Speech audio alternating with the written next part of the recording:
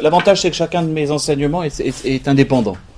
Donc c'est comme ça que je fonctionne pour pouvoir entendre découvrir peu à peu tous ces auteurs. Aujourd'hui, donc, Saint Éphrem, la lyre du Saint-Esprit, c'est son surnom. Un joli surnom qui lui est donné assez tôt. Pourtant, c'est une biographie plus difficile que pour d'autres auteurs. Saint Éphrem est connu pour son ascèse absolument importante, et en revanche, à côté, on va avoir une poésie magnifique. Quand arrive le IVe siècle, on est donc au IVe siècle, les querelles dont je vous ai parlé, on va les mettre entre parenthèses. On a 100 ans de répit, entre guillemets, de querelles sur la personne du Christ. Ça reviendra au Ve siècle. Et donc les auteurs dont je voudrais parler aujourd'hui, ils s'inscrivent exactement entre deux querelles théologiques. Donc un moment relativement d'apaisement pour ces questions-là. C'est intéressant parce que qu'est-ce qu'on va davantage déployer à ce moment-là? Une réflexion sur la manière de célébrer la liturgie. Avec Saint Éphrem, on va avoir justement tout ce qui est de l'ordre de la poésie liturgique. C'est nouveau parce que c'est un genre littéraire que j'ai pas encore vu avec vous, dont je n'ai pas parlé. On va avoir une prédication qui ne va plus être une prédication pour convaincre, pour contrer l'hérétique en face, entre guillemets, mais une prédication qui va être vraiment une prédication pour faire s'approfondir au niveau du peuple chrétien, que les gens approfondissent cette foi. Donc on va mieux comprendre les choses. Avec Saint Éphrem, donc on est dans ce qu'on appelle la littérature syriaque. Alors on sépare syriaque de syrien. C'est ce qui correspond davantage à toute la région de la Syrie. Alors A2S, Syrie, donc en fait qui est vraiment aujourd'hui la Syrie, mais aussi le nord de l'Irak, une partie du sud-est turc, enfin c'est la région où c'est la pagaille actuellement d'ailleurs. Voilà, ça correspond à peu près, j'ai pas la carte, c'est ce qu'on va appeler la Syrie, va être vraiment toute cette région-là. Et on va avoir là-dedans une littérature assez importante. Faut pas... comment vous dire, notre culture occidentale fait que l'on pense souvent ces régions, peut-être, c'est comme des coins qui sont moins avancés, entre guillemets. Il faut inverser les choses. À ce moment-là, c'est plutôt chez nous, c'est pas du tout avancé d'un point de vue littéraire, etc. Ces régions sont hellénisées depuis un certain temps, longtemps. Il y a une succession d'empires et de grandes monarchies qui vont, parce que c'est quand même la Syrie du temps des Juifs qui a été très importante, avec une richesse culturelle.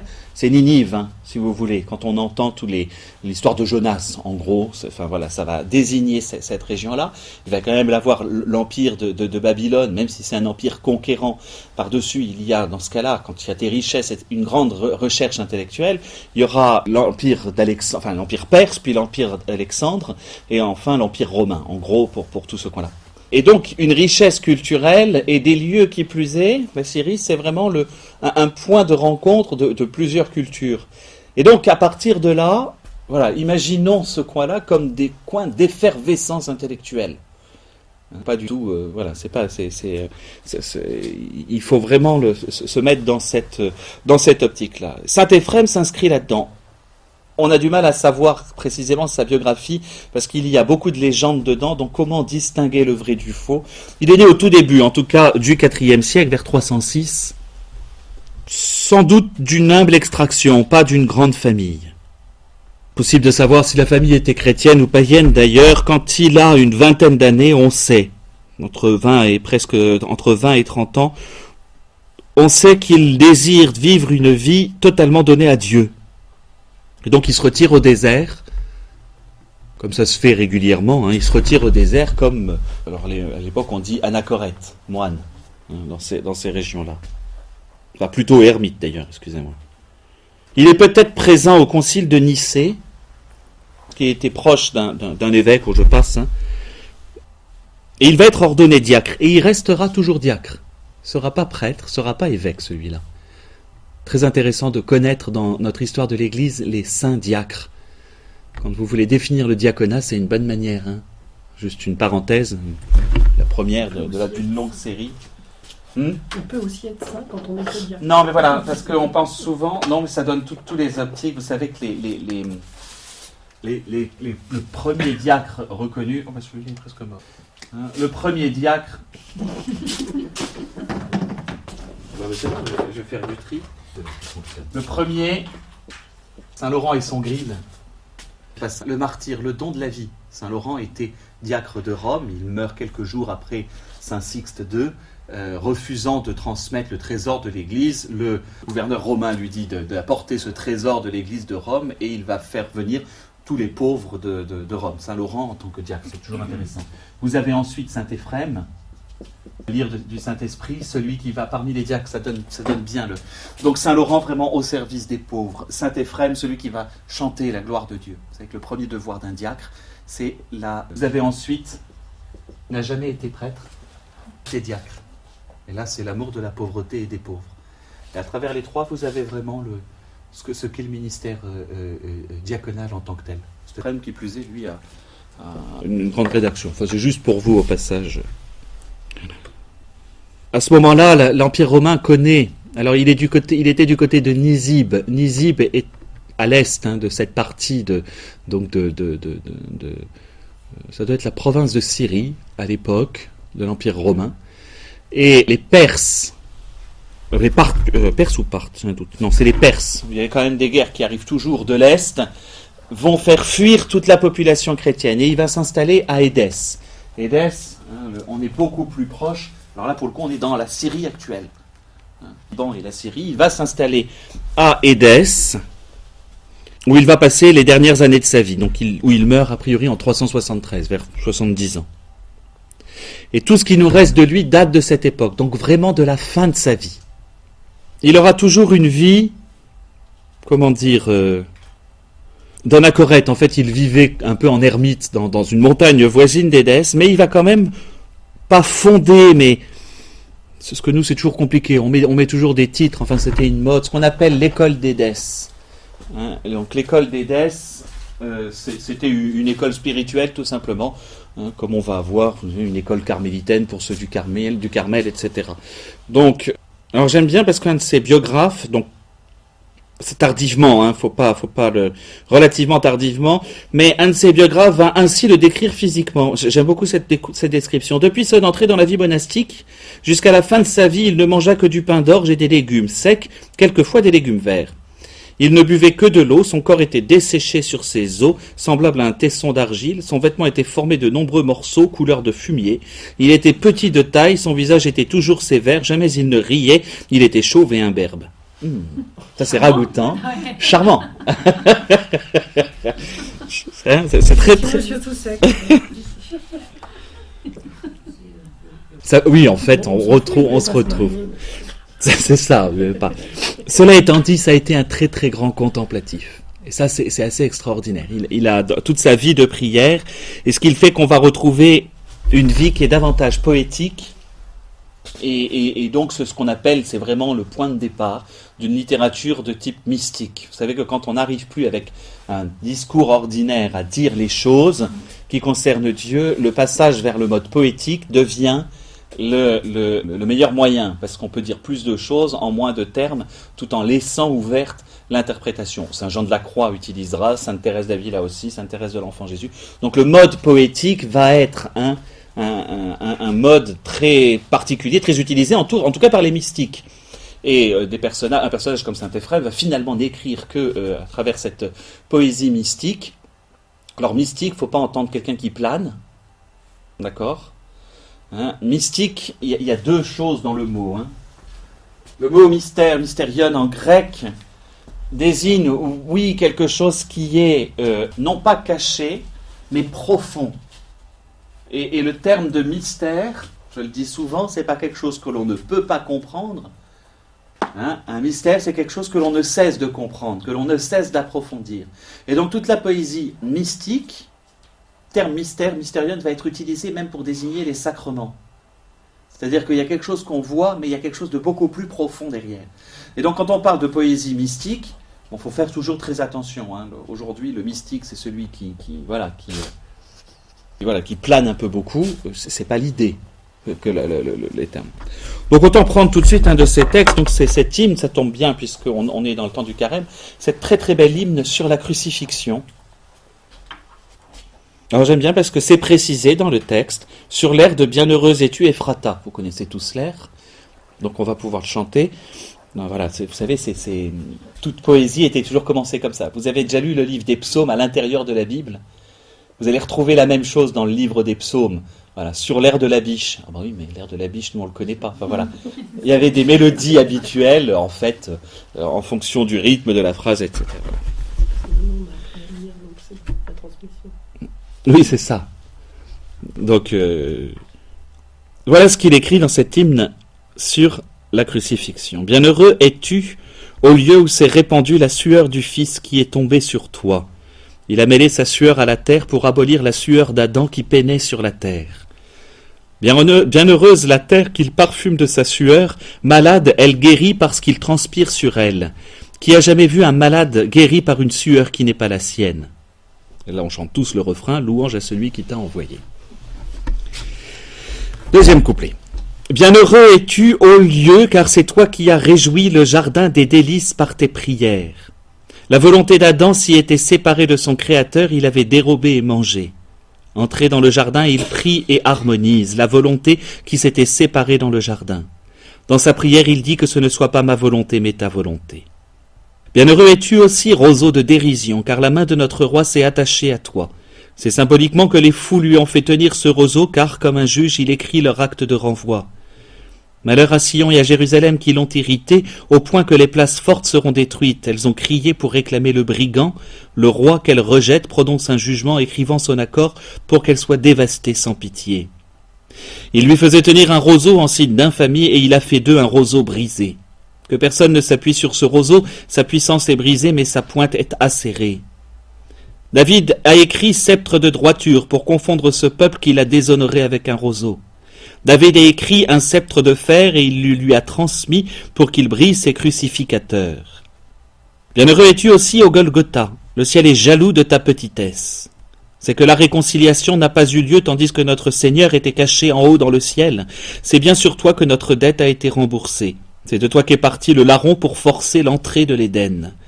Les cieux ne pouvaient être pour nous un refuge, celui qui a été crucifié sur toi m'a sauvé.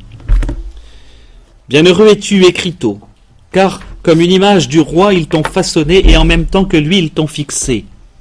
Le roi a revêtu l'aspect des morts, l'écriteau son image l'aspect des rois. Ce n'est pas son image extérieure que tu as revêtue, mais tu portais la ressemblance secrète de ce roi crucifié, afin que sa beauté cachée, ta visibilité l'annonce. Toi aussi, écriteau, c'est le juste qui t'a rédigé, de la part des nations en faveur de toutes les nations. Bien que silencieuses, les lignes deviennent d'éloquents prophètes pour le Fils de la part des nations. Comme les crucificateurs avaient mis de côté les rouleaux des prophètes, le cri de la prophétie est venu des nations. Leurs écritures se sont diffusées, leur voix témoigne que le peuple a tué son Seigneur. Bienheureux es-tu aussi, ô larron, car au fond de ta mort la vie t'a rejoint. On t'avait assailli pour te faire tomber de mal en pis, mais notre Seigneur t'a transporté jusque dans l'Éden. Notre langue est incapable de parler de toi, car Judas l'a lui-même perfidement trahi, puis Simon a renié et les disciples ont fui pour se cacher. Mais toi, tu l'as confessé. C'est symboliquement qu'il a été crucifié entre des larrons, dont l'un a blasphémé et l'autre l'a confessé, figure qui révèle qu'aujourd'hui le peuple persiste à le mépriser, tandis que les nations le confessent. Par le silence, il réprouve le mécréant qui les représente, car eux aussi les voilà réprouvés dans le monde. Par sa parole, il rend hommage aux croyants et ses partenaires en sont élevés. Ils ont soulevé sa croix pour l'installer sur la hauteur, mais eux sont descendus pour se tenir au-dessous, formant ainsi l'image de celui qui siège sur le trône et qui fait d'eux comme un escabeau pour ses pieds. Le Golgotha est le miroir de son Église, dont il élève l'édifice sur le sommet de sa vérité. Aujourd'hui encore, c'est bien sur ce même Golgotha que l'Église reste fixée. Bienheureux es-tu, toi qui portes le même nom que Joseph, le juste, car tu as vêtu et enseveli le vivant trépassé. L'expression est extraordinaire, le vivant trépassé. Soleil noir, pardon, car tu as vêtu et enseveli le vivant trépassé. Tu as fermé les yeux du veilleur endormi, qui s'étant endormi a dévasté le Shéol. Malheur à la mort, car il trompe sa vigilance, ce veilleur qui s'endort pour la dévaliser. Notre dévastatrice est dévastée, notre geôlière est dans la geôle. Allons, réjouissons-nous et moquons-nous d'elle. Bienheureux es-tu, toi aussi, tombeau sans égal, car une lumière sans égal s'est levée en toi.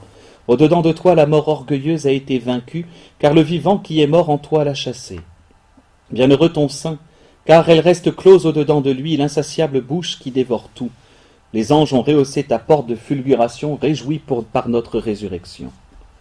Son tombeau et son jardin représentent l'Éden où Adam est mort d'une mort secrète, car il a fui pour se cacher parmi les arbres, comme s'il entrait dans un tombeau pour se dissimuler. Le vivant enseveli qui est ressuscité dans le jardin a relevé celui qui était tombé dans le jardin. Du jardin tombeau au jardin salle de noces, il l'a fait monter dans la gloire. Où es-tu, vipère avide, compagne du brigand qui a tué Adam? Le mauvais l'a tué perfidement et lui a fermé la bouche, multipliant les cadavres pour la mort avide. Malheur à vous deux, vous voici vaincus d'un seul coup.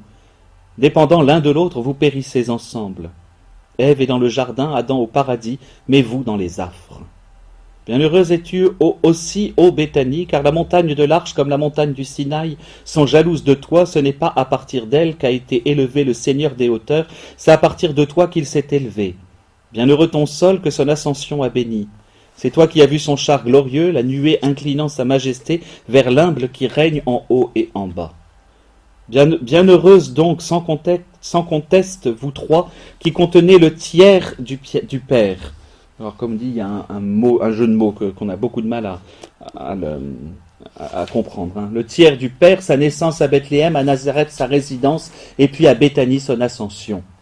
En elle, il a commencé et achevé, en s'élevant, il laisse son levain enfoui dans le peuple, et voici qu'il accroche et attire sans effort toutes les nations, louange à celui qui l'a envoyé. Voilà un texte de saint Éphrem. C'est très moderne, encore, même dans alors, c'est une traduction, après je ne sais pas quelle est, je ne connais pas bien, pas du tout la poésie, le type de poésie que pourrait être la poésie mystique, enfin, le rythme, hein, là on est en vers libre parce que de toute façon on est en train de traduire. Est-ce que c'était, je pense que c'était assez proche, la poésie grecque est assez proche de la poésie latine. On fonctionne pas par des rimes mais par des rythmes et par des... Mais on retrouve quelque chose de très, très moderne dans ce genre de texte, une belle méditation sur la croix et en même temps où il joue perpétuellement sur les oxymores, les antithèses. Enfin voilà, les figures de style là ne manquent pas. Le vivant. Et alors, il cite perpétuellement, dans cette version-là, 154 et suivante, il cite perpétuellement l'Écriture. Il ne fait que ça. Quand on a le texte, hein, on a une référence de psaume, de la Genèse, de Saint Luc, Saint Matthieu, des évangiles. Il va tout le temps être à mélanger l'Écriture, voilà, la Bible, et il va en faire en transmettre une bonne partie ainsi. Alors vous avez des textes plus simples hein, de saint Éphrem, on en a quelques-uns à la liturgie, pas beaucoup parce que justement c'est aussi une manière de fonctionner en poésie qui n'est pas comme la nôtre. Donc, nous, vous savez, on a besoin de rimes, de vers, un alexandrin et ça va mieux, enfin voilà. C'est quelque chose qui est beaucoup plus libre en termes de forme poétique. Mais c'est assez beau, tout est assez beau à lire hein, chez saint Éphrem. Toutes ces hymnes vont avoir cette... alors celle-ci est particulièrement un peu plus longue, je crois, que les autres. Et voilà. Et je vais passer à un autre, parce que Cocorico, entre guillemets, on a aussi notre version latine du poète. Et à la même époque, je vous dis, c'est pour la liturgie. On est toujours au IVe siècle, on est vraiment au même moment. Et entre autres avec saint Ambroise de Milan. Je vous avais dit de le lire, saint Ambroise, ou pas? Voilà. Donc on passe là du côté latin.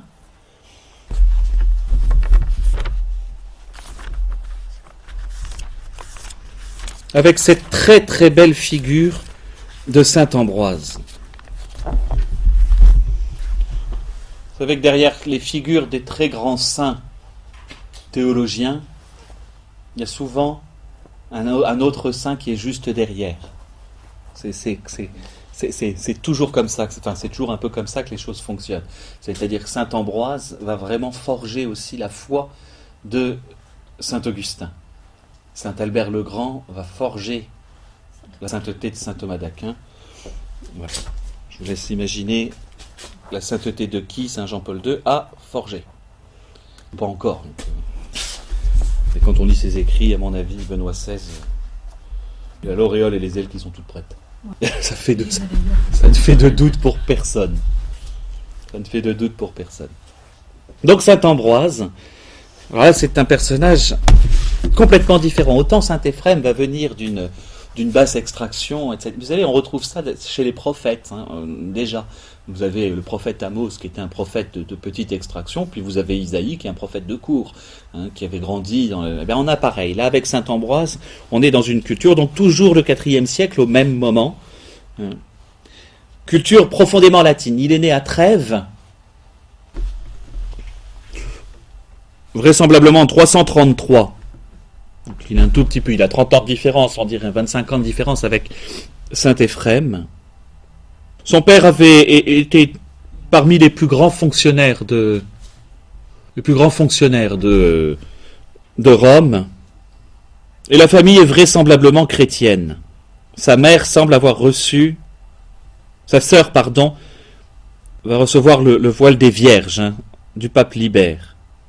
Formation littéraire, soignée, il est prévu pour faire une carrière, donc on fait une carrière dans le droit à Rome, à l'époque, pour avoir une charge dans l'administration. En gros, il fait l'ENA de l'époque. Non, à l'époque, ça formait mieux quand même.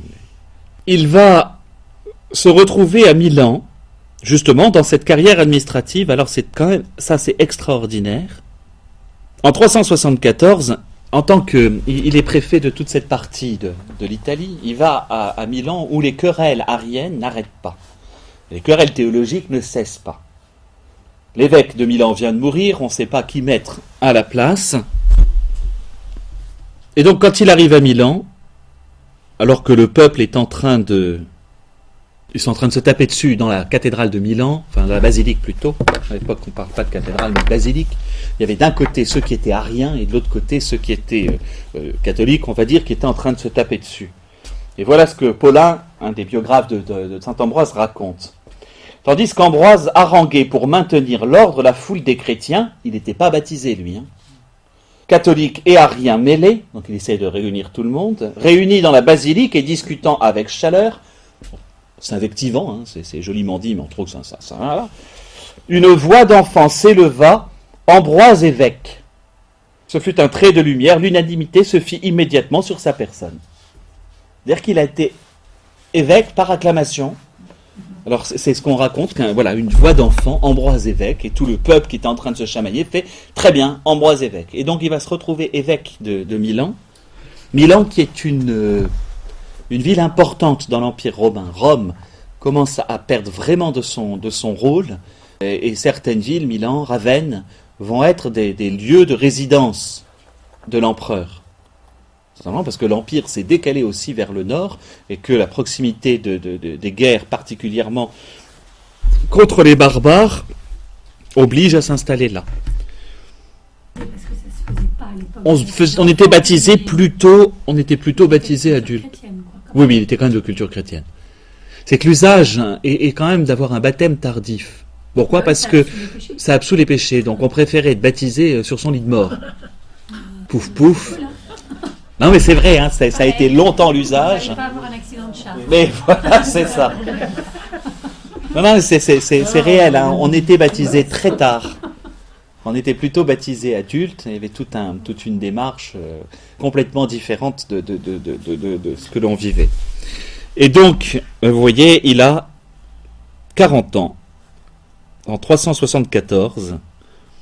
Alors, les évêques autour de Milan, les suffragants et l'empereur sont d'accord. Par conséquent, il est immédiatement baptisé et reçoit les ordres en quelques jours. Voilà, ce qui fait que sa date de fête est en fait la date de sa consécration épiscopale. Le 7 décembre, on connaît cette date pour ça. Le 7 décembre 374. Or, homme qui arrive d'un milieu aisé, on va dire, aussitôt arrivé sur le siège épiscopal, la première chose qu'il fait, c'est...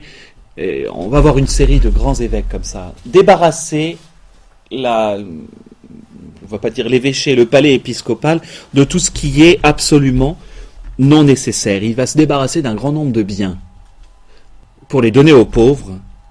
Plus tard, il n'hésitera même pas à vendre des vases de l'église pour pouvoir racheter des captifs.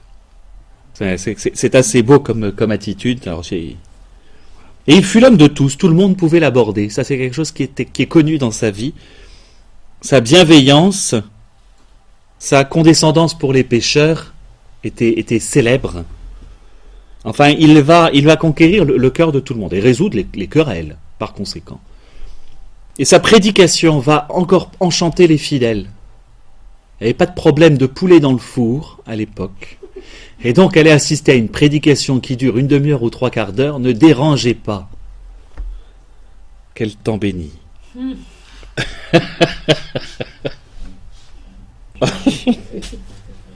jamais quand c'est vous. Jamais. Regarde, ça risque pas, j'en ai pas. Évidemment, c'est ça. Bon, évidemment, il va marquer profondément. Et évidemment, il a une carrière d'avocat, donc c'est quelqu'un qui sait bien parler. Mais les gens vont. Et Saint Augustin, c'est d'ailleurs ce qui va permettre la conversion de Saint Augustin. Alors Saint Augustin, on en parlera. Saint Augustin, il va hésiter longuement. Il va toujours être un peu sur la corde en se disant j'y vais pas, je vais baptiser. Avec Monique qui lui dit derrière. Voilà, fais-toi baptiser. J'hésite. Voilà, bon. C'est ça, une petite lutte. Oh bah oui. Mais moi, Elle mourra. Voilà, elle mourra vraiment peu après sa conversion, mais Saint Augustin, là, va vraiment avoir le cœur complètement renversé, et voilà ce qu'il dit. Alors, en latin, et delectabar suavitate sermonis. Et on se délectait de la suavité de ses sermons. Il n'y a pas grand monde pour qui on dit ça aujourd'hui, c'est bon, voilà. Évidemment, avec une formation classique et une très très grande connaissance de l'Église et des auteurs. Alors c'est ça qui est assez intéressant. Vous allez dire, il avait une bonne connaissance des pères. Vous allez dire, mais au IVe siècle, il y avait les écrits des autres auteurs font le tour. Pareil, il nous faut imaginer. On imagine des choses. Évidemment, il n'y a pas Internet, etc. Mais très rapidement, les manuscrits, en tout cas, on a connaissance de ce qu'ont écrit d'autres auteurs précédents. On connaît Saint-Irénée, on va connaître les écrits des autres. C'est notre rapport, je ne sais pas exactement comment ça fonctionnait, il faudrait faire des études approfondies là-dessus, mais c'est intéressant, parce qu'il va très très bien les connaître.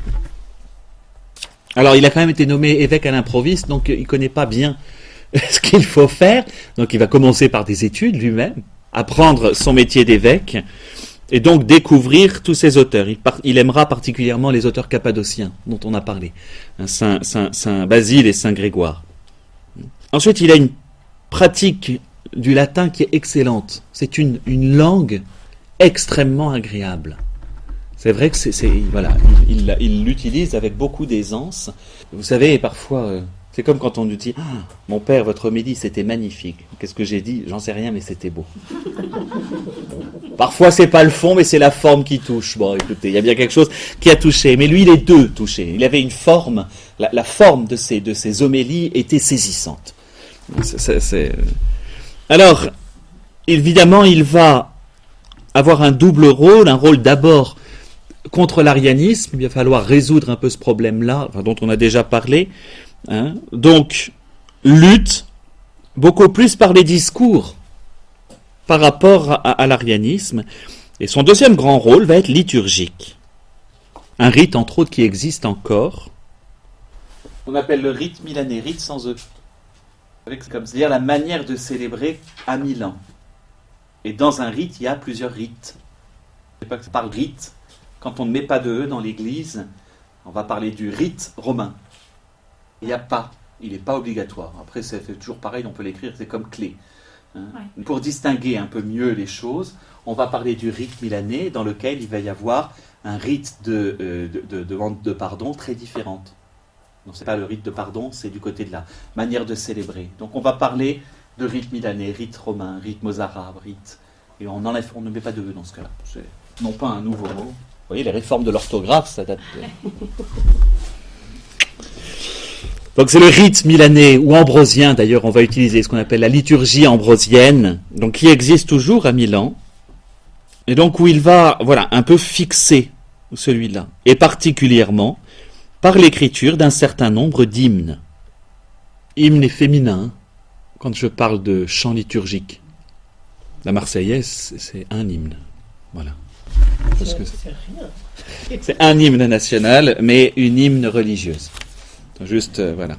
Et donc, il va écrire un certain nombre d'hymnes, dont en voilà une. Alors, une très connue, si vous connaissez le cantique de Jean Racine de Forêt, Verbe égal au très haut, notre unique espérance, enfin bref. Donc, Jean Racine va reprendre les hymnes ambrosiennes, c'est très très beau ça aussi. Un petit livre magnifique, en vente dans votre librairie préférée. Toujours, où il y a les offices traduits par Corneille et par Racine, c'est très beau. Ils ont réédité ça chez Tempora, c'est magnifique. Mais, alors, parmi les hymnes les plus connus, ça veut dire celle-ci, donc un certain nombre d'hymnes qui sont chantés dans la liturgie. Alors, qu'est-ce que c'est qu'une hymne ? Juste, ça me permet, moi, de le caser dans la liturgie latine. Saint Paul, alors il le dit, je ne sais plus dans quelle lettre, va dire « Chanter le Seigneur par des psaumes et des hymnes ». L'hymne est un texte non biblique, inspiré évidemment de la Bible, mais qui a toujours sa part à l'intérieur de la liturgie. Habituellement, il n'a pas de refrain. C'est plus tardivement qu'on verra apparaître les chants avec refrain. Donc là, on va parler de cantique, mais on va avoir donc cette forme poétique en tant que telle, qui va rehausser tel ou tel aspect du jour liturgique. Évidemment, quand je vais prier à l'office le jour de la Saint-Ambroise, on va prendre. Et dans mon office, je ne vais rien avoir qui va révéler particulièrement la personne de ce saint. Et donc on va écrire l'hymne qui va un peu correspondre, enfin ça c'est plus tardif, mais on va écrire des hymnes qui vont donner, je vous dis, une couleur à la liturgie qu'on va célébrer. Et en l'occurrence, cette très très belle hymne, Splendeur de la gloire du Père, que nous chantons encore à l'office, le lundi matin, elle est encore à l'office, elle est toujours chantée actuellement. Splendeur de la gloire du Père, de la lumière portant lumière, lumière source de lumière, au jour illuminant les jours. Vrai soleil descend jusqu'en nous, scintillant d'un éclat sans fin, répand en nos intelligences la clarté de ton Esprit Saint. Prions également le Père à la gloire sans fin, le Père à la grâce puissante, qu'il chasse les faux pas coupables, qu'il nous inspire l'énergie, émousse le dent de l'envieux, qu'il réconforte dans l'épreuve, donne la grâce d'accomplir, qu'il gouverne et dirige l'âme en notre corps pur et fidèle, que cette foi brûle et bouillonne bien loin des venins du mensonge. Que le Christ nous soit nourriture et notre breuvage la foi, que nous buvions dans la liesse la sobre ivresse de l'esprit. Passe le jour dans la liesse, notre pudeur soit comme l'aube, notre foi comme le midi, comme notre âme ignore le soir. L'aurore avance dans sa course, qu'aurore tout entier s'avance, le Fils tout entier dans le Père et tout le Père dans le Verbe. J'ai une très belle faute de grammaire, moi, dans mon... Pas vous. La 4e strophe, le qu'il, vous avez un singulier ou un pluriel ? Parce que j'ai un beau pluriel, moi. Avec un verbe au singulier après, c'est... Qu'il nous inspire, vous avez quoi ? Oui, c'est le Père qui nous inspire, donc on peut enlever le S de qu'il. C'est horrible. C'est la seule fois que j'écris dans les bouquins. Voilà. Ah, il y en a tout le temps de la coquille. Quand on en voit une, c'est... Elle n'a même pas été retirée. Je l'avais pas lu. Donc c'est une poésie assez simple, vous voyez. Alors on va jouer. Donc là c'est une hymne pour le matin, forcément, puisqu'on part. Donc on va confier la journée. Ce sont les prières un peu habituelles, formulées par saint Ambroise. On en a une quantité. La liturgie aujourd'hui en est émaillée. Enfin, la liturgie latine. Si vous allez à Solesmes, les hymnes, c'est à peu près tout le temps une hymne ambrosienne, qui nous vient de saint Ambroise. Elles vont vraiment marquer profondément marquer très profondément la liturgie latine. Alors là, on est sur le père de notre liturgie latine. Après, ce sera évidemment Saint Grégoire, mais avec lui déjà, on a toutes les bases de ce que la poésie latine va apporter. Ensuite, d'ailleurs, donc c'est un système, son système de rythme. Les hymnes qui vont être écrites après vont être imités de celles de saint Ambroise. C'est à lui aussi, a priori, qu'on doit le Te Deum. Texte du Te Deum. À toi Dieu notre louange, nous te louons, tu es Seigneur. Et donc c'est à lui qu'on doit ce texte-là. Et le Gloria. Ce sont des hymnes aussi. Le Tantum Ergo va être une hymne qui va reprendre des formes. En fait, les formes inventées par saint Ambroise. Le Tantum Ergo, le Pange Lingua, oui c'est ça. C'est différent pour les séquences, Jean Paré. Voilà, les Vini-Creator qui sont plus tardifs, mais vont reprendre les rythmes ambrosiens. A priori, donc, c'est à lui aussi qu'on doit, je vous dis, le Te Deum et le Gloria. Le Gloria, c'est un pastiche de paroles de la Bible, mais on va retrouver cela. Son épiscopat, c'est intéressant, va aussi être politique. Il va être conseiller de plusieurs empereurs, particulièrement Gratien, mais aussi Théodose. Tout ça donc dans des intrigues, parce qu'il y avait donc l'impératrice qui, elle, est plutôt arienne, avec son mari qui est un peu faiblard et qui fait... Enfin voilà, on a toujours un milieu d'intrigue, donc c'est pas non plus un gars qui va avoir une immense activité politique. Parce que c'est aussi au niveau des chefs. Hein, la culture arienne, l'hérésie arienne est pratique pour des empereurs. Parce que si Jésus est désigné un peu au-dessous de Dieu, l'empereur lui-même va être désigné juste un peu en dessous. S'il y a égalité avec le Père, ça ne marche plus. Le lien va plus être identique. Enfin, si, mais Clovis va trouver le moyen. C'est Clovis qui va être le premier. Vous savez que les querelles là-dessus, parce que les barbares, tous les Goths vont adopter l'hérésie arienne, mais à plein bras, parce que le pouvoir d'un chef barbare lui vient justement des dieux. Donc, je veux bien prendre votre religion, mais à condition que ça fonctionne pareil. Et donc, on va avoir le problème jusqu'à la fin du 5e siècle, en Occident. Alors que la querelle est en train de s'éteindre gentiment en Orient. C'est très amusant, non, c'est pas amusant, parce que... Et lorsque Clovis va décider d'être baptisé, à l'encontre, finalement, des autres princes, des autres chefs, en fait, germaniques, lui va adopter la foi catholique. En plus, on a des querelles. Mais bref, le rôle des évêques à ce moment-là, à un moment où l'Empire est quand même très clairement en Occident en train de se casser la figure, les rôles des évêques ont un rôle politique, au sens de maintien d'une juridiction sur un territoire. Finalement, les préfectures ne vont plus fonctionner. On va créer, alors Rome va essayer de créer ce qu'on appelle les diocèses. Alors, c'est l'inverse de nous. Vous avez les provinces romaines et les provinces étaient regroupées en diocèses. Nous, c'est l'inverse, c'est plusieurs diocèses qui forment une province. Mais ils vont essayer tout ce qu'ils peuvent. Ce qui va maintenir, on va dire, la latinité, ça va être les évêques. Et donc, et saint Ambroise va faire partie de ces évêques perpétuellement à conseiller. Bon, là-dessus, c'est toujours un peu intéressant. De son caractère, les gens ont vraiment retenu quelqu'un d'accueillant et de doux, mais pas faible, ferme même, au contraire, capable de prendre des décisions toujours très justes et conseillant de manière... C'est ça qui est beau dans ce tempérament de saint Ambroise. Il a tout pour lui, ce bonhomme. En fait.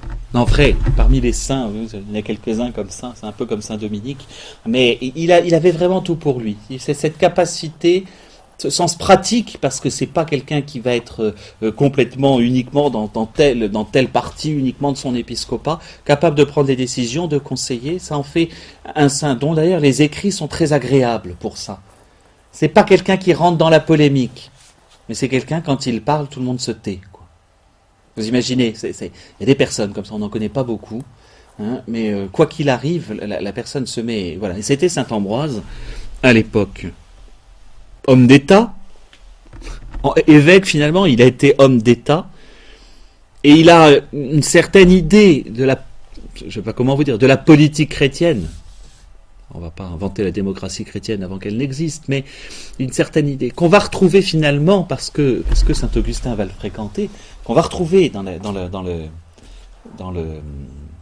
la cité céleste, la cité de Dieu. Je suis en train de chercher. Il y a deux cités, voilà. C'est là qu'on va retrouver toute une influence qui va venir. Pour le coup, saint Augustin sera moins bon du côté politique, il ne sera pas aussi au même endroit. Parce que là, saint Ambroise, on est au cœur de tout ce qui se passe dans la vie politique. Donc c'est intéressant de retenir ça. Et il va aussi défendre, alors ça c'est du temps de Gratien, les droits de l'Église par rapport au pouvoir politique. Avec lui, on voit non pas poindre, mais ce qu'il va poser, c'est une querelle qui sera ensuite Alors, bien plus tard, 6 siècles après, mais toutes les querelles de l'an 1000, les querelles des investitures, c'est-à-dire cette liberté de l'Église par rapport au pouvoir politique. Chez Saint-Ambroise, c'est très clair.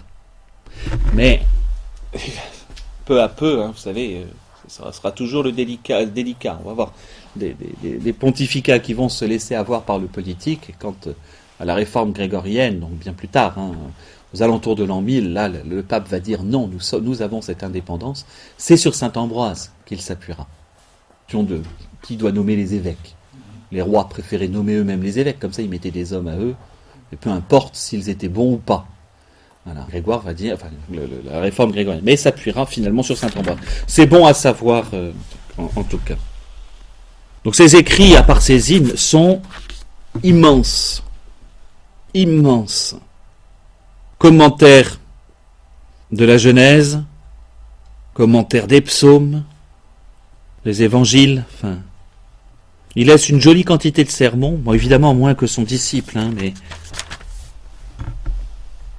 des œuvres morales, c'est intéressant. Alors plus morale, alors quand on dit morale, c'est un peu des directives. Comment est-ce qu'on doit? Alors par exemple, un ouvrage, qu'est-ce que ça signifie la spiritualité de la virginité dans l'Église? Donc il va écrire un ouvrage là-dessus. Enfin bref, c'est à la fois, spirituel, moral, et à la fois disciplinaire, au bon sens du terme. C'est comment est-ce qu'il faut faire. Ces œuvres sont Et puis on va avoir des œuvres dogmatiques. Alors c'est pas celle sur le... Oh, tiens, je savais pas que celle-là était de lui, vous voyez. Bon, contre l'arianisme, mais aussi pour mieux comprendre les sacrements. Et entre autres, parce qu'il est c'est un des premiers dont on a un bel écrit sur la pénitence, des penitentia. Il va écrire un bel ouvrage là-dessus, faisant partie de ces évêques capables de réintégrer. Vous savez que le sacrement du pardon n'existe pas comme il peut exister aujourd'hui. À l'époque, il est relativement complexe, et que les pénitences étaient publiques. Donc pendant un certain temps, les gens étaient, au sens propre, excommuniés. C'est-à-dire, ne rentraient même pas dans l'église, puis peu à peu portaient une tenue et pouvaient entendre depuis, alors ce qui va être inventé après, le narthex, mais leur présence n'était pas possible, et il y avait une réconciliation possible par l'évêque, donc il se faisait publiquement le jeudi saint. Voilà. Oui, c'est un peu ça. Et surtout, et puis les choses étaient... Alors là, dites pas pouf, on en a pour un an. C'est un peu ça. Non, mais c'était... Bon, la démarche sur la pénitence va mettre du temps. Tout l'intérêt de se faire baptiser très tard. Non. Non, l'acte, le péché grave reconnu, alors c'était les péchés. La manière qu'on a de voir la pénitence avec ce que je dis un peu dans le cours du jeudi matin, c'est qu'il y avait des choses qui sont de l'ordre rituel et il y a des choses qui étaient même de l'ordre public. Les cas de meurtre, par exemple, c'était connu. Il y a des choses qui sont les adultères, les meurtres, enfin des choses qui sont vraiment le gros bien lourd. Quand c'était public, à ce moment-là, non, on donnait pas la communion. On permettait pas, mais même la présence dans l'Église. Et on réintégrait en grande pompe aussi, avec pénitence, mise à l'épreuve et tout le pataquès. C'est plus facile d'aller dans un confessionnal que de se confesser à l'époque. Parce qu'on devait dire publiquement les choses. N'est-ce pas? Voilà, et évidemment, parmi les dernières choses, c'est donc ces hymnes dont j'ai parlé. Alors voilà, c'est ça que je cherchais. Si vous vous souvenez de votre... J'aime beaucoup cet ouvrage, il est passionnant ce que met Carême. De temps en temps, voilà, la particularité des hymnes ambrosiennes, c'est qu'elles comprennent d'ordinaire 8 strophes de 4 vers iambiques, 10 mètres, actalectiques. Acatalectique, pardon. C'est ça, vous ne compreniez pas, c'est acatalectique. Je ne sais pas ce que j'ai dit. Bon. Vous êtes d'accord avec moi ça ne vous pose pas de problème? Même sur Internet, tu ne trouves pas le mot. 4 vers iambiques, 10 mètres, acatalectiques. Et moi je dis ça à des jeunes, ils croient que je les injurie. Bon voilà, donc non, c'est pas compliqué. Enfin si c'est compliqué, 8 strophes, on a exactement comme on vient d'avoir 8 strophes avec chacune 4 vers qui à catalectique, ça doit être la finale voilà, l'accent est sur l'avant-dernière ou l'avant-avant-dernière, je sais pas comment voilà. Les successions des vrais. C'est ça. C'est ça le iambique. Voilà. Bon, c'est intéressant d'avoir Saint-Ambroise parce que je pense que je vais pas avoir. Je pense que oui, je vous ai pas précisé. Il est mort un vendredi saint. C'est vraiment un très grand. Pas compliqué à lire. Bon, on trouve tout maintenant. Tout Saint-Ambroise est traduit sur Internet. Hein. Donc on le trouve relativement facilement. Oui, c'est un des tout premiers. Il lisait en silence. Et normalement, on lit toujours à voix haute. On est encore dans une culture orale. Et lui lisait donc beaucoup plus vite, à voix basse, toujours. Puis avec une mémoire prodigieuse. C'est-à-dire qu'il lisait, il était capable de redire à voix haute après. Quoi. Oui, c'est lui. Oui, Saint-Augustin va raconter ça. Faut lire la rencontre de Saint-Augustin dans les Confessions, la rencontre de Saint-Augustin et Saint-Ambroise. C'est pas des moindres, hein, réussir à toucher le cœur de Saint-Augustin pour qu'enfin il se décide. Mais donc, je vous ai parlé de Saint-Éphrem et son caractère qui était sans doute pas hyper évident. On vient de voir le sympathique Saint-Ambroise. On va passer à Saint-Jérôme. Pour le coup, Saint-Jérôme est un peu plus vieux que Saint-Augustin. Je lisais un article l'autre jour là-dessus, où les deux s'envoyaient des piques, à plus savoir qu'en faire. Genre Saint-Jérôme qui envoie un de ses bouquins à Saint-Augustin, qui lui répond 5 ans après, j'ai bien lu ton truc, mais bon, je suis pas tout à fait d'accord avec le titre, je comprends pas bien. L'autre qui lui fait, c'est peut-être parce que tu connais rien au grec, enfin bon. Ils sont tous les deux saints. Rassurons-nous. Ah non, l'échange. Bien tourné hein, quand même. Mais là, on sent que je t'en balance une. Tiens, je vais te répondre. C'est à la volée. 30A. Voilà. Et donc, avec Saint Jérôme, on a 2 parties de vie avec Saint Jérôme. Donc, on revient à Rome, pour le coup. Un peu plus jeune que Saint Ambroise, il est né en 347, Saint Jérôme. On va avoir une première partie de sa vie, une 40aine d'années, on va dire. Période de formation et de préparation à ce qui sera vraiment la richesse de cette vie avec pareil, une 40aine d'années à Bethléem, où il va faire ses immenses travaux sur l'écriture. Si vous voulez, ça nous donne 2 grandes parties de son existence. Il est d'une famille riche, chrétienne, a priori Croatie actuelle, en Dalmatie en fait. D'une famille chrétienne, ça c'est sûr. Et il va avoir une formation littéraire immense, se passionnant pour les classiques, latin ou grec. La Dalmatie, c'est vraiment le contact entre les deux, hein. La culture latine n'est pas loin, la culture grecque non plus, et donc il y a vraiment les deux se mélangent, et donc il va se passionner, mais aussi de philosophie, de poésie. Il aime particulièrement Virgile. Il était tellement passionné qu'il recopiait lui-même les livres. Il se faisait lui-même une petite bibliothèque en recopiant les bouquins. Vous imaginez Non, je n'imagine pas en fait. J'aime tout Proust, je vais tout recopier. Bon déjà, et ensuite je vais tout recopier. Voilà, bon. Non, mais il recopiait à la main, voilà. Il profite largement de la vie romaine. Il n'a jamais perdu la foi, mais bon, vous imaginez la vie d'un jeune homme à Rome, c'est assez sympathique, et donc, voilà, ça va être une période relativement frivole. Il reçoit le baptême assez tard, je vous dis 365. Enfin, assez tard, pour le coup, tôt pour sa génération, puisqu'il a 18 ans. Et il va voyager un certain temps, puis se faire un certain nombre d'amis, particulièrement à Rome. Mais, alors, il va rester un temps. Il a une vie, ça bouge tout le temps. Je vais pas tout le décrire. Alors, il va à Trèves, puis ensuite il revient pendant 5 ou 6 ans, il reste moine, enfin, il fréquente un monastère. Puis finalement, il se balade, il va faire un tour à Constantinople, il descend en Grèce. Enfin, il y a toute une période énorme de voyage, de formation. Hein, vraiment. Alors, c'est vraiment, faut penser ces voyages, non pas comme la jeunesse dorée qui va profiter de vacances à Ibiza, mais de quelqu'un qui va dans ces lieux intellectuels où il va apprendre. C'est quelqu'un qui est assoiffé, qui a besoin de connaître tout le temps, il est d'une curiosité intellectuelle immense. Et donc, il fait un peu ce tour. Donc, on sait qu'il va en Grèce, on sait qu'il va à Antioche, à Constantinople, où il rencontre Saint Grégoire de Nice, enfin il rencontre des grands, et il revient à Rome, où il devient secrétaire du pape Damas. Alors, devenir secrétaire d'un pape, c'est, on dirait aujourd'hui, c'est être un tout petit peu papabile, quoi. Devenir secrétaire d'un pape en raison de sa formation, de sa naissance, une certaine richesse, une bonne culture. Voilà. Il y avait une ambition, très probablement, dans l'histoire de Saint Jérôme. Là, j'interprète peut-être, mais une ambition qui fait que tout, c'est bon, j'ai bien tout fait, maintenant je retourne à Rome.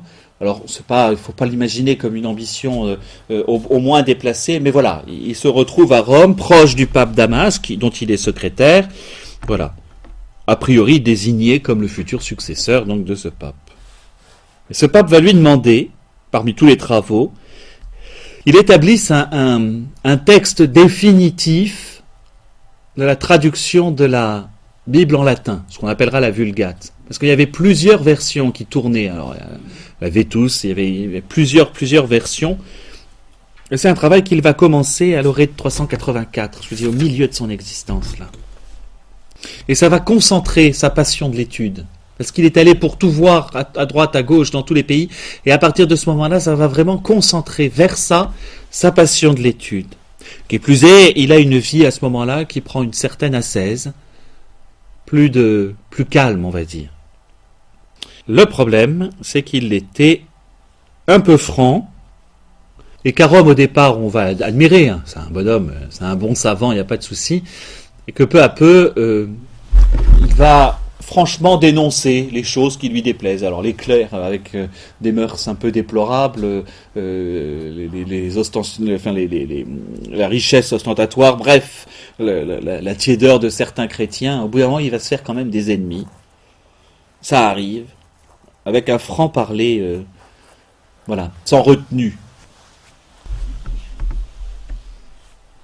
Et au bout d'un moment, quand quelqu'un est un peu gênant, ça va être la calomnie.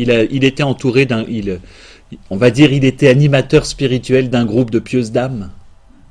Voilà. Et voilà. Et on va très clairement l'accuser de ne pas faire que de l'accompagnement spirituel. Vous savez bien que l'accompagnement spirituel, ça commence par « je crois en un seul Dieu » et ça finit par « je crois en la résurrection de la chair ». Il faut toujours faire attention. Non mais voilà, et donc il va être accusé, à tort parce que c'était vraiment quelqu'un d'une irréprochable de ce côté-là, et particulièrement, et ces femmes étaient aussi des femmes irréprochables, particulièrement Marcella et Paola qui vont être des femmes remarquables, qui vont finalement fonder des monastères, hein, qui vont vraiment être de saintes femmes. Mais quand Damas va mourir, évidemment Jérôme ne va pas être élu, et Saint Jérôme va être conscient qu'il fallait qu'il parte. Et il va aller se fixer en Palestine. Et à partir de ce moment-là, c'est pas compliqué, c'est Bethléem. Où il va rester donc en 385 et où il vit jusqu'à sa mort, 35 ans. Un peu aigri, voilà. Un peu aigri par ses déboires romains, c'est la raison pour laquelle on lui a attribué ce caractère un peu difficile. En fait, il avait un franc-parler, et il met un peu de temps spirituellement, et on le comprendrait, à digérer le fait de se retrouver exilé. Et en même temps, spirituellement, ça va être la chose la plus riche qui ne soit jamais arrivée, puisqu'il va mettre en œuvre, en fait, finalement, il va s'y mettre en 390, une fois arrivé sur place, donc, j'imagine, il reste 5 ans, il y a une dépression, hein, faut oser le dire, hein. Saint Ignace, il a fait une dépression aussi, hein, c'est pas... Sainte Thérèse d'Avila, elle en décrit une aussi dans son existence. Enfin, il y a un moment dépressif dont il sort en se mettant à l'étude en 390 et en vraiment travaillant sur cette Vulgate. Et c'est un ouvrage extraordinaire. On se rend compte que le texte qu'il va établir sera le texte officiel de toute l'Église latine jusqu'à 1979. Il y a le texte de la Nouvelle Vulgate. Le texte de Saint Jérôme a été en vigueur dans l'Église, totalement. Il a été réformé, remodifié pour certaines parties, parce que la recherche a avancé.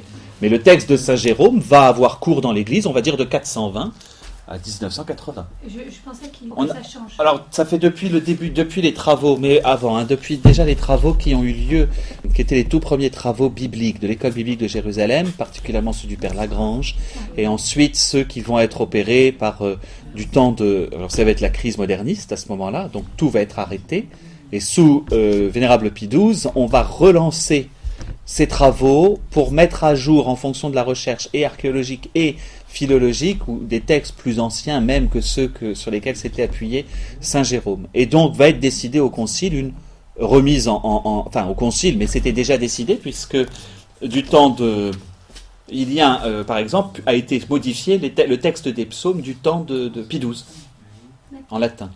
Simplement, c'était remettre au goût du jour. C'est que Saint Jérôme a fait un travail excellent, mais ne s'appuyant pas obligatoirement quand il lui manquait un passage, il prenait enfin voilà.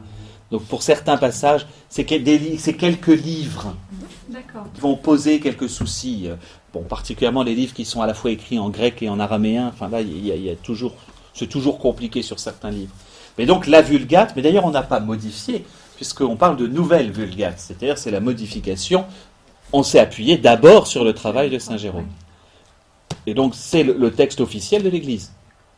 Donc ce texte officiel va le demeurer, je dis, intact jusqu'en 1979, mais les psaumes avaient déjà un peu été modifiés, bref. Mais son travail ne s'arrête pas là, parce que exilé, il va aussi énormément... on a une très belle correspondance, et entre autres une correspondance de direction spirituelle. Ça aussi c'est nouveau. Des personnes lui demandent conseil pour mener leur vie spirituelle. Bon, il y a quelques lettres incendiaires avec saint Augustin, mais ça c'est pas grave.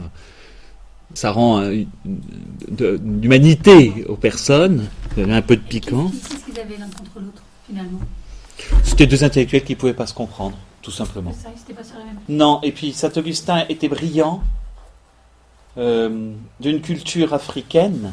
Il y a deux cultures très différentes. Si vous prenez la culture africaine, j'entends la culture carthaginoise. Saint-Augustin, c'est un carthaginois, c'est un punique.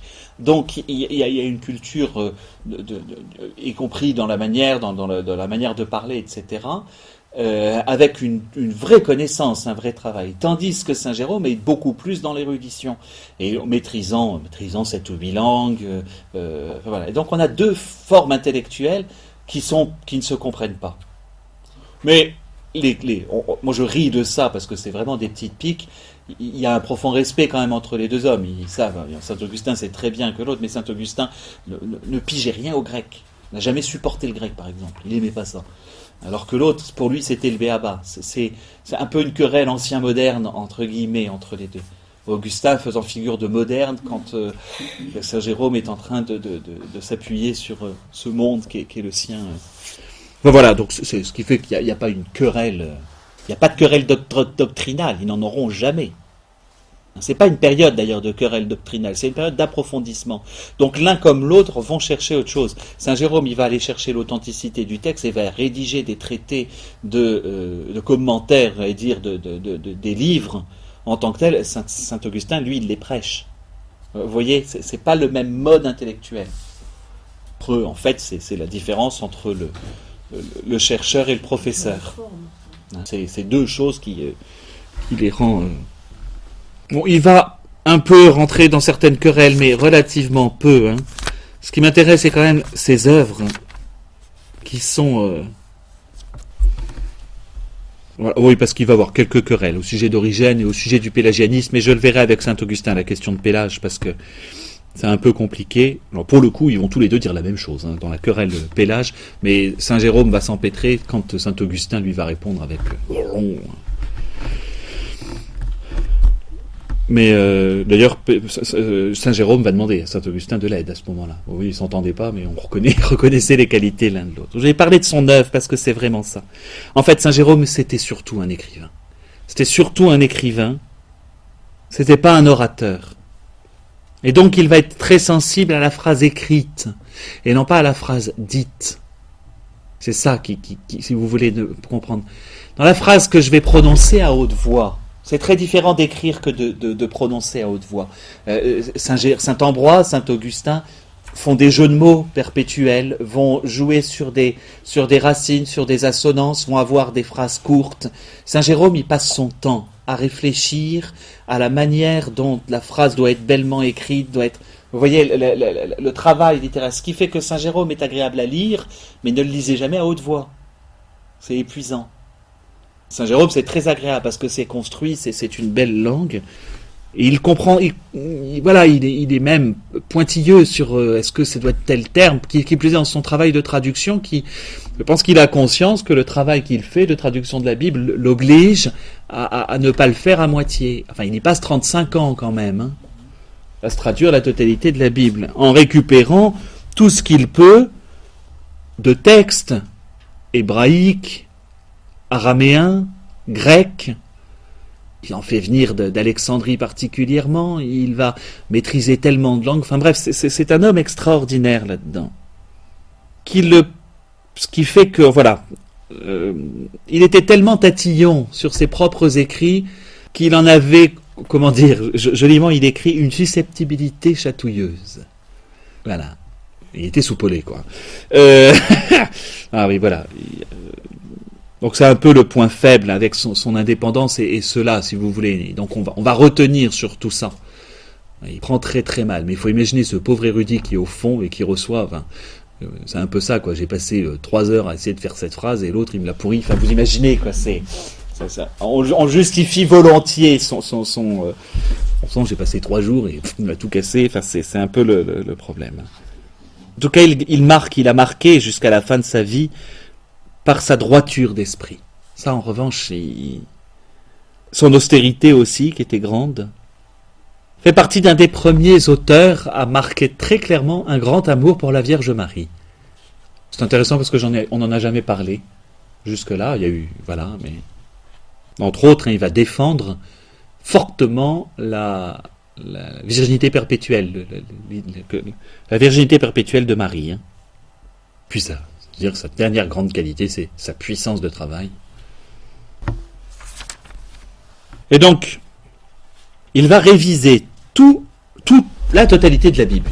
Donc, ce qui a aussi un gros avantage, parce que ça fait que l'ensemble du style littéraire de la Vulgate est celui d'un seul homme. En tout cas, voilà. Alors, on sait qu'il s'est appuyé, je vous en avais parlé, les exaples d'Origène. Vous vous souvenez ? Origène qui avait mis... en grec, en araméen, les textes en tant que tels. Et c'est pour ça qu'il s'installe à Bethléem, puisque Origène s'était installé à Césarée de Palestine, là, donc on récupère les textes, on les a sur place. Donc il va énormément travailler là-dessus, il va les corriger, hein, dans l'ordre, hein, si vous voulez. Il refait tout le psautier. Il révisa tous les livres de l'Ancien Testament. Tous les livres, réellement.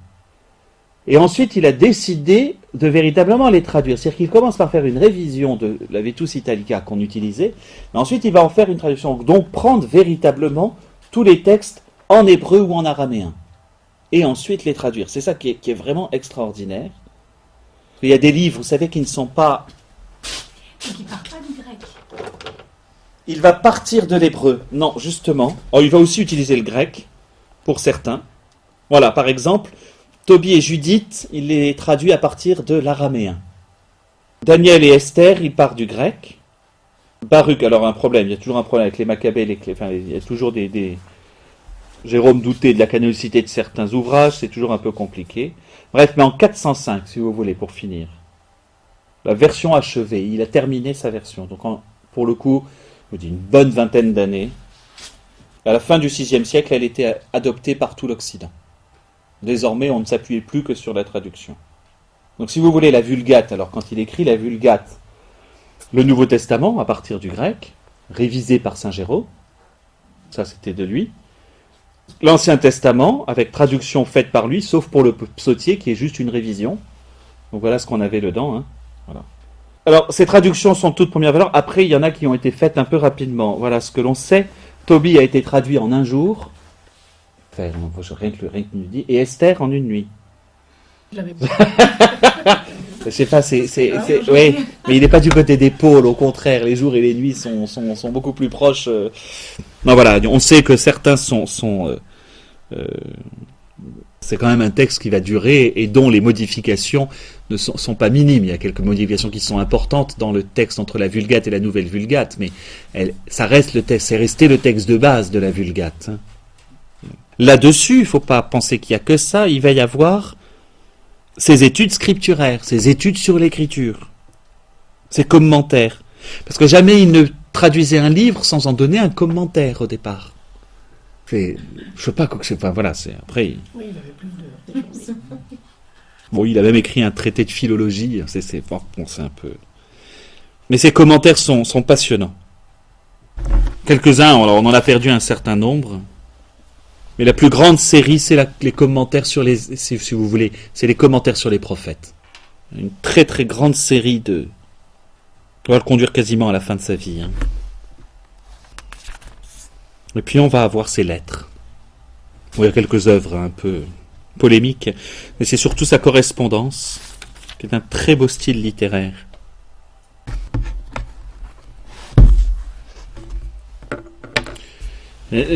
À la fois c'est beau, c'est le problème de ces lettres. C'est à partir de ces lettres en règle générale qu'il se fâche avec des personnes, parce qu'il exagère beaucoup les choses. Puis, il faut imaginer le gars qui est tout là-bas à Bethléem, parce que là pour le coup il est en dehors des grands axes.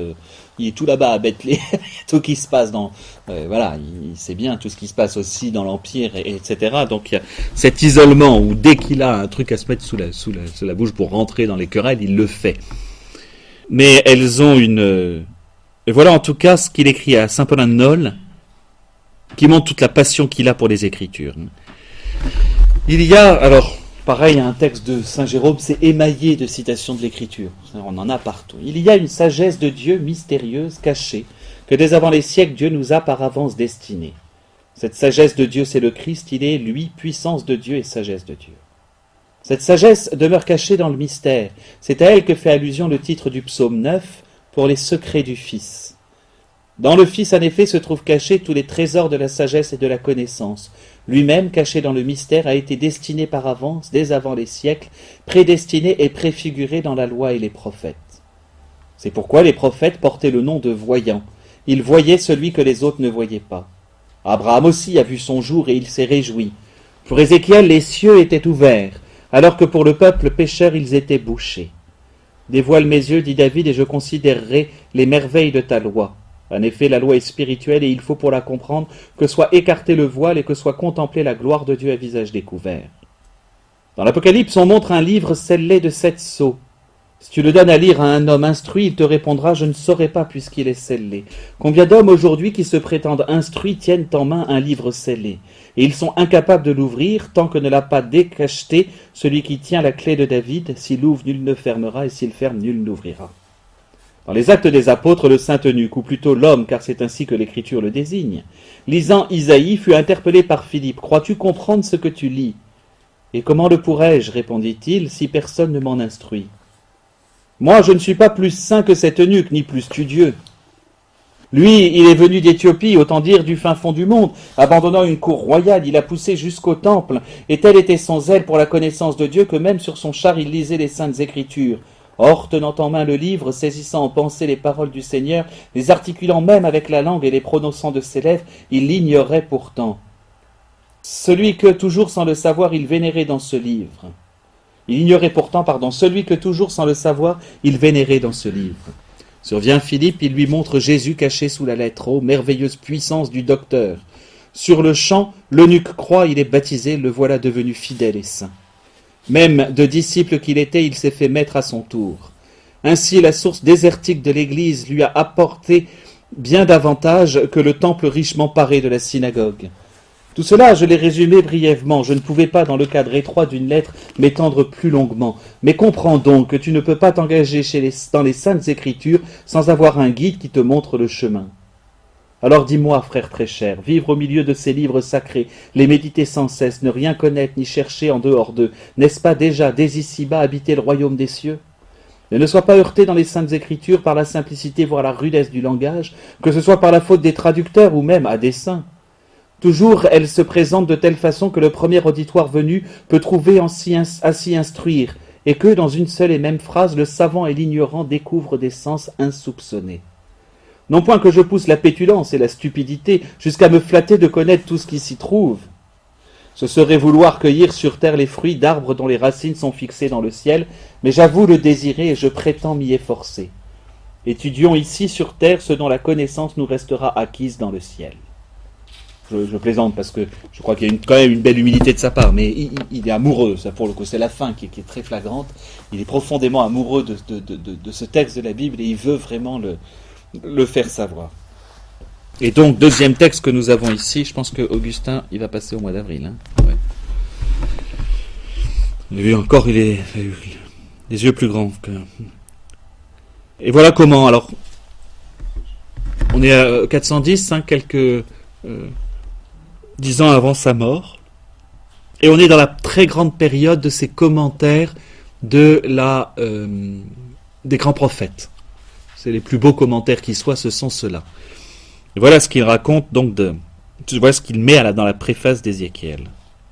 Donc au moment où il va transmettre son livre, les événements à Rome ont eu lieu, c'est assez intéressant. Tout à coup, on m'annonce la mort de Pamacus, de Marcella, la prise de Rome, la mort d'un grand nombre de nos frères et de nos sœurs. Le sac de Rome, 410, il vient de l'apprendre. Il vient de terminer Ézéchiel, la traduction d'Ézéchiel. Et il va faire un lien magnifique entre les deux. Mais c'était terrible, le sac de Rome. C'était inattendu, impossible que Rome soit prise. Voilà. J'en ai été consterné, bouleversé, stupéfait. Jour et nuit, je ne pensais plus à autre chose. Je me croyais captif avec ces saints. J'avais hâte d'avoir plus de lumière sur ces événements, car j'étais partagé entre l'espérance et le désespoir. Je m'imposais ma part de la croix des malheurs du prochain, mais quand la glorieuse lumière du monde s'est éteinte, lorsque fut prise la capitale de notre empire, quand dans cette seule ville, c'est l'univers tout entier et la civilisation qui ont péri, alors je me suis tu, je me suis humilié, incapable de prononcer une seule parole, et ma douleur est devenue plus vive. Mon cœur s'embrasait et tandis que je méditais, un feu s'y enflammait. Certes, rien n'est long qui n'ait un terme. Les siècles écoulés sont à jamais révolus, et on a bien raison de dire que tout ce qui commence doit périr, que tout ce qui grandit connaît la décrépitude et la mort. Aucune œuvre créée que la vieillesse n'attaque et ne fasse disparaître. Mais Rome, qui pouvait penser qu'édifiée par les victoires remportées sur le monde entier, elle s'écroulerait, devenant le tombeau des peuples dont elle fut la mère. Tous les rivages de l'Orient, d'Égypte, d'Afrique sont maintenant pleins de ces enfants fugitifs esclaves. À Bethléem la Sainte, chaque jour arrivent comme des mendiants, des hommes et des femmes jadis nobles et riches. Il n'est pas une heure, pas un instant où je n'aille accueillir des groupes immenses de frères. Le monastère, si désert d'habitude, est devenu un hôtel plein à craquer. Je ne puis sans larmes voir ces puissants d'hier, ces riches de jadis se trouver dans un tel dénuement, ni abri, ni nourriture, ni vêtements. Hélas, nous ne pouvons les secourir tous, mais du moins nous pleurons avec eux, mêlant nos larmes aux leurs. S'ensuit le lien qu'il va faire entre ça et tout l'exil à Babylone. Le début du commentaire d'Ézéchiel. Il prend l'événement historique. Ça, la chute de Rome, ça a été un événement. Pour lui, ce sera ça. Ce sera donc Saint Augustin, lui, va réagir complètement différemment. Ils sont exactement contemporains l'un et l'autre. Donc voilà. Donc si vous n'avez pas le temps, lisez les Confessions de Saint Augustin d'ici la prochaine fois. Oui, il y a... Oh, c'est Saint-Cyril après. Après, on rentre dans des querelles. Je pense pas faire autre chose que Saint-Augustin. Ce sera plus simple, parce que Chalcédoine, c'est une autre paire de manches. Ça, vous pouvez... Je vous laisse avec Gugus.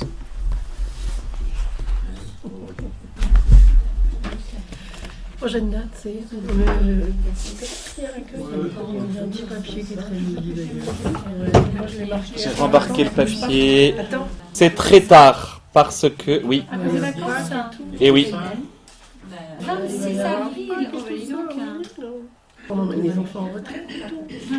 Oui, c'est ça, parce qu'après, c'est les vacances. Je suis à Rome.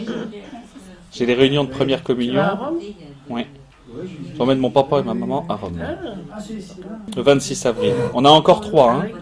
Ah oui, on en aura 2 très proches. Ensuite, le 10 mai. T'embarques Pierre-Marie pour la visite guidée ou pas ? Non, vraiment, je vais... et ensuite, le 14 juin, c'est ça. Et donc, Boès, on a dit, oui, c'est le 13 mai. Oui. 13 mars. Non, 26 avril, c'est loin. Voilà, Toutes les confessions. Vous pouvez lire vraiment les confessions. Merci Dieu. et la cité de Dieu, les narrationes in psalmis.